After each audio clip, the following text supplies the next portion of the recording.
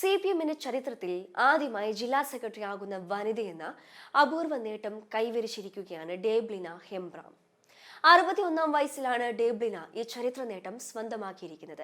പശ്ചിമ ബംഗാളിലെ ആദിവാസി മേഖലയായ ജംഗൽ മഹലിൽ വരുന്ന ബാങ്കുറ ജില്ലയുടെ പുതിയ സെക്രട്ടറിയായാണ് ഡേബ്ലിന തിരഞ്ഞെടുക്കപ്പെട്ടിരിക്കുന്നത്.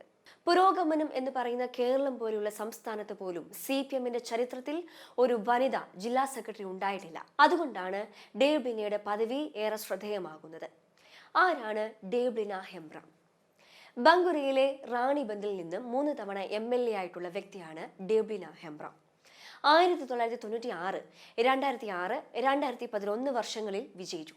2006 മുതൽ 2011 വരെ ഇടതുപക്ഷത്തിന്റെ ഭരണത്തിന്റെ അവസാനത്തിൽ സംസ്ഥാനത്തെ ആദിവാസി വകുപ്പ് മന്ത്രിയായിരുന്നു അവർ. 2022 ഏപ്രിലിൽ CPMന്റെ പാർട്ടി കോൺഗ്രസിൽ കേന്ദ്ര കമ്മിറ്റി അംഗമാക്കി.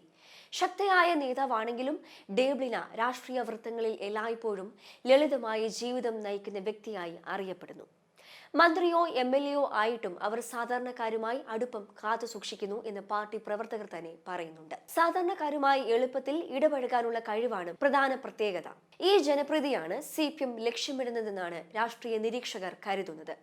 2012 ഡിസംബറിൽ MLA ആയിരുന്നപ്പോൾ നിയമസഭയിൽ പ്രസംഗിക്കുന്നതിനിടെ ഡേബ്ലിന ആക്രമിക്കപ്പെട്ടിരുന്നു. തൃണമൂലിനെതിരെ ആരോപണം ഉയർന്ന സാഹചര്യത്തിൽ ചിട്ടി ഫണ്ട് അഴിമതിയെക്കുറിച്ച് തൃണമൂലിനെതിരെ സംസാരിക്കുകയായിരുന്നു അവർ. അന്ന് തൃണമൂൽ MLA മാർ തന്നെ ആക്രമിച്ചതായി ഡേബ്ലിന ആരോപിച്ചു. ഡേബ്ലിനയെ അവശനിലയിൽ ആശുപത്രിയിൽ കൊണ്ടുപോകേണ്ടി വന്നു. ആ സംഭവത്തിലും അവരുടെ പോരാട്ട വീര്യം CPM ഉയർത്തിക്കാട്ടി. നിലവിൽ CPMന്റെ കേന്ദ്ര കമ്മിറ്റി അംഗവും സംസ്ഥാന സെക്രട്ടേറിയറ്റ് അംഗവും ഒപ്പം ബാങ്കുറ ജില്ലാ സെക്രട്ടറിയുമാണ് ഡേബ്ലിന. CPMൽ ഇങ്ങനെ ഒരു മാതൃകയില്ല. 2012 ഇടത് നേതാവ് ഗൗതം ദേവ് ഒരേ സമയം 3 പദവികൾ വഹിച്ചിരുന്നു. അദ്ദേഹത്തിന്റെ കാര്യത്തിൽ CPM നേതൃത്വം അസാധാരണമായ തീരുമാനമെടുത്തു. ഡേബ്ലിനയുടെ കാര്യത്തിൽ പോളിറ്റ് ബ്യൂറോയിൽ നിന്നും പ്രത്യേക അനുമതി വാങ്ങുമെന്നാണ് അറിയാൻ സാധിക്കുന്നത്. ഒരു സുപ്രധാന ഉത്തരവാദിത്തം ലഭിച്ചിട്ടും ഞാൻ ആരുമല്ല എന്നാണ് ഡേബ്ലിന പറയുന്നത്. അനീതിക്കെതിരെ എല്ലാ ജനങ്ങളും ഒത്തു പോരാടുമെന്നും അവർ മാധ്യമങ്ങളോട് പ്രതികരിച്ചു. മനുഷ്യാവകാശങ്ങൾ നഷ്ടപ്പെടുന്നു. കേന്ദ്ര സംസ്ഥാന സർക്കാരുകൾ ജനാധിപത്യ അവകാശങ്ങൾ കവർന്നെടുക്കുകയാണ്, പരിസ്ഥിതിയെ നശിപ്പിക്കുന്നു. ഇതിനൊക്കെ എതിരായുള്ള പോരാട്ടമാണ് തന്റേതെന്നും അവർ പറയുന്നു. ഇപ്പോഴും അവകാശങ്ങൾക്ക് വേണ്ടി പോരാടേണ്ടതുണ്ട്.